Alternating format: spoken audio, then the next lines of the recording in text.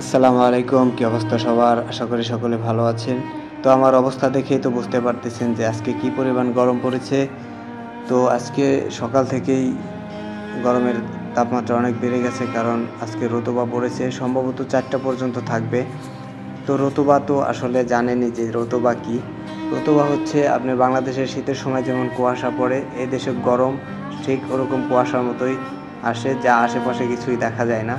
আর রতুবা বলে অনেক সাইডই কাজ অফ করে দেয়, যেমনটা আজকে আমাদের হয়েছে। আমাদের যে ইঞ্জিনিয়ার সে একটু আগে এসে বলে গেছে যে আজকে কাজ অফ, তোমরা সবাই বাসায় চলে যাও।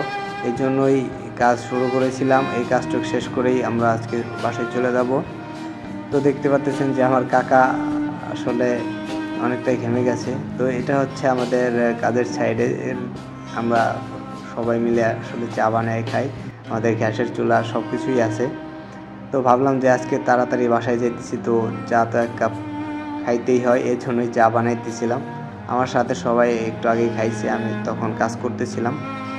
তো আমার ফোরম্যান আমার ভিডিওটা করতেছিল আর অনেক মজা করতেছিল।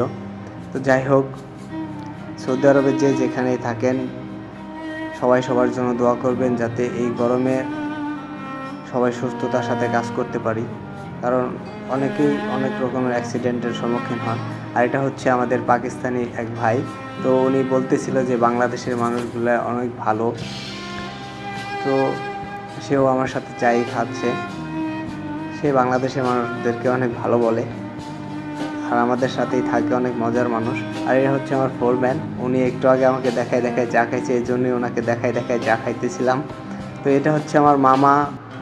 আমার মামা তো পুরাই তাবাং হয়ে গিয়া। তো দেখতে পারতেছেন যে মামা পুরাই ঘেমে ভেজে গেছে। আর এটা হচ্ছে আমার কাকা, একটু আগেই বললাম। তো আমি ওকে বলতেছিলাম যে তুই যাতে পড়ে না যাস, এই জন্যই তোর মানে এটা দিয়ে উপরে তুলে রাখছি। তো যাই হোক, কাজের ফাঁকে ফাঁকে একটু মজা তো করতেই হয়। এভাবেই আমাদের কেটে যায় সারাটা দিন।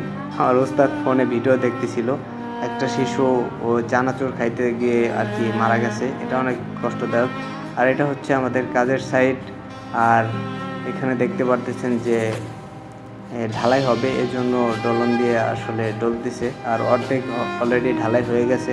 তো এখানকার মাটিটা একটু উঁচা ছিল, এজন্য এই 2 দিন ভর গাড়ি দিয়ে মাটি সরাইছে, পাথর আর কি, মাটি না। আর এখানে চলতেছিল ওয়েল্ডিংয়ের কাজ। তো আমি ওখানে গিয়ে ওদেরকে বললাম যে আমাকে একটু শেখা। তো সব কিছুর নাম আমাকে বললো, কিভাবে কি করতে হয় দেখাইলো। তো এই দেখুন কিভাবে ওয়েল্ডিং করতে হয়। তো গরমের যে অবস্থার জন্য ওদেরও কাজও অফ করে দিবে সম্ভবত। তো আমাদের জন্য আমাদের বড় ভাই আদনান ভাই ফাইনালি গাড়ি নিয়ে চলে এসেছে, আমরা এখন বাসার জন্য রওনা দিব। তো বড় ভাই ফোনে কথা বলতেছিল, সে অনেক মজার মানুষ, আমার প্রিয় একজন মানুষ। আমার ফোরম্যান সামনে উঠে গেল, আমি পিছনে ওঠার জন্য দরজা খুললাম। আমার মামা কি যেন একটা রাখতেছিল। এটা হচ্ছে আমার ড্রিম হেলমেট। ইনশাল্লাহ কোনো একদিন সৌদি আরবে সাদা হেলমেট আমার মাথায় থাকবে, আমার বিগ ড্রিম। আর আমার হেলমেট মাথায় নেওয়া দেখে আমার ভাই আর আমার ফোরম্যান আলোচনা করতেছিল। তো যাই হোক, যারা আমাদের ভিডিও দেখেন অবশ্যই লাইক কমেন্ট করবেন, আপনাদের সাপোর্টই আমাদের ভরসা। তো আপনারা চাইলে আরও ভালো ভালো ভিডিও আমরা করব।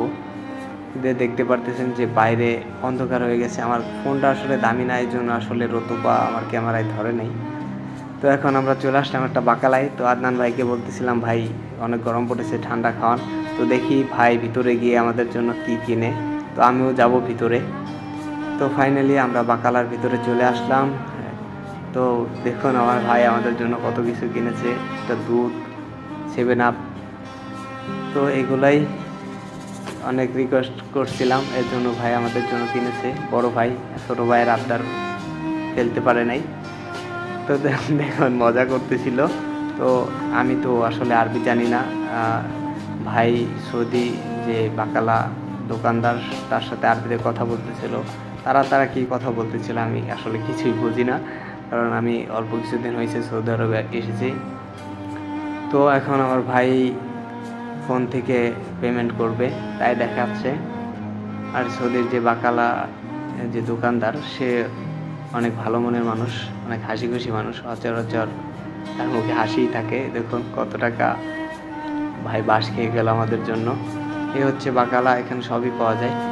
সৌদি দেখুন আপনাদেরকে সালাম জানাইছে, অনেক হাসি হাসির মানুষ, ভালো লাগে ওনার ফেসে অল টাইম হাসি থাকে। তো ফাইনালি আমরা বাসায় চলে আসলাম, এইখানেই আমরা থাকি এই ভিলাটাতে দেখুন। আর আশেপাশে অনেক খোলামেলা জায়গা, ওই জায়গাগুলোতে আমরা খেলাধুলা করি, ফুটবল, ক্রিকেট। তো এখানে নেপালিয়ান, চায়না, ইন্দোনেশিয়া অনেক দেশের লোক থাকে, সবাই মিলেই খেলাধুলা করি শুক্রবারে।